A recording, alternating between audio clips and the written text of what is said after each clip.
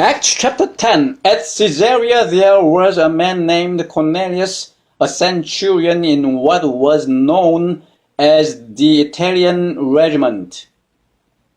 He and all his family were devout and God-fearing.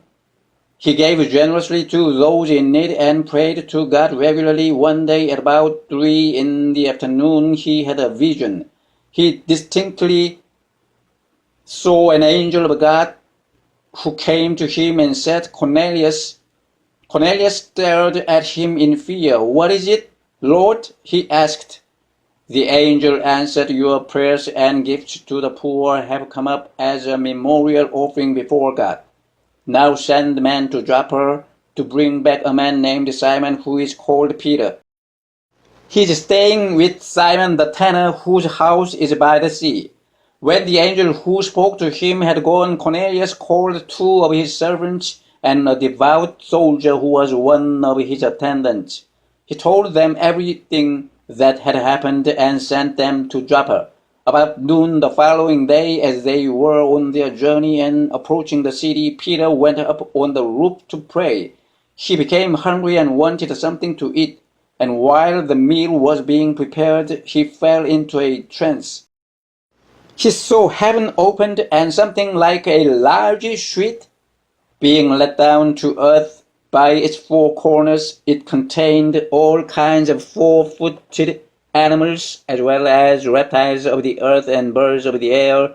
Then a voice told him, Get up, Peter, kill and eat. Surely not, Lord. Peter replied, I have never eaten anything impure or unclean. The voice spoke to him a second time, Do not call anything impure that God has made clean. This happened 3 times, and immediately the sheet was taken back to heaven. While Peter was wondering about the meaning of the vision, the man sent by Cornelius found out where Simon's house was and stopped at the gate. They called out asking if Simon, who was known as Peter, was staying there. While Peter was still thinking about the vision, the Spirit said to him, Simon, 3 men are looking for you. So get up and go downstairs. Do not hesitate to go with them, for I have sent them.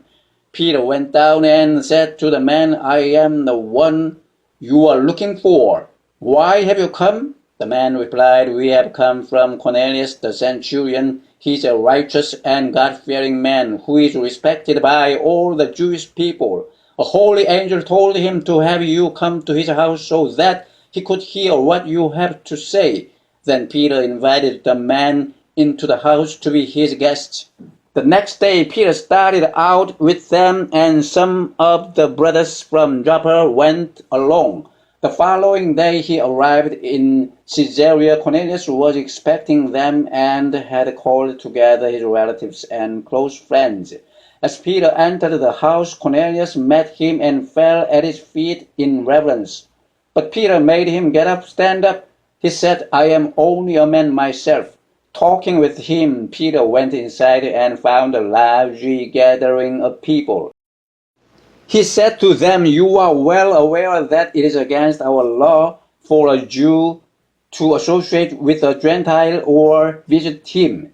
But God has shown me that I should not call any man impure or unclean. So when I was sent for, I came without raising any objection. May I ask why you sent for me?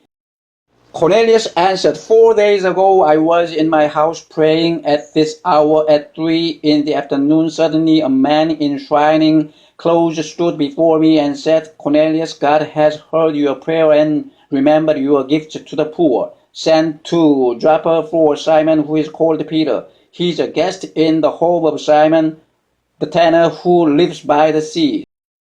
So I sent for you immediately, and it was good of you to come. Now we are all here in the presence of God to listen to everything the Lord has commanded you to tell us. Then Peter began to speak. I now realize how true it is that God does not show favoritism, but accepts men from every nation who fear him and do what is right. You know the message God sent to the people of Israel, telling the good news of peace through Jesus Christ, who is Lord of all. You know what has happened throughout Judea, beginning in Galilee after the baptism that John preached, how God anointed Jesus of Nazareth with the